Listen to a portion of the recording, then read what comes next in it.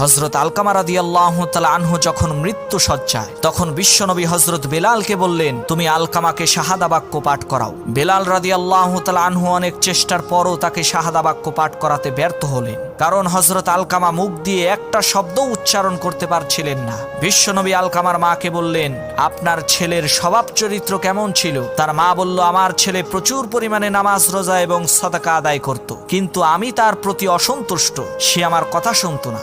বিশ্বনবী তখন উপস্থিত সাহাবীদেরকে বললেন, আমার জন্য অনেকগুলো জ্বালানি কাঠ নিয়ে আসো। হযরত আলকামার মা বললেন, ইয়া রাসূলুল্লাহ, আপনি কাঠ দিয়ে করবেন কি? বিশ্বনবী বললেন, আপনার সামনেই আপনার সন্তানকে সেই কাঠ দিয়ে জ্বালাবো। আলকামার মা বললেন, এটা আমি সহ্য করতে পারবো না, আমার সামনে আমার ছেলেকে আপনি আগুনে জ্বালাবেন। নবীজি বললেন, আল্লাহর কসম করে বলছি হে বুড়িমা, আপনি যদি আপনার ছেলেকে আজকে ক্ষমা না করেন, তাহলে আল্লাহ তাআলা জাহান্নামের কঠিন আগুনে আপনার সন্তানকে জ্বালাবে।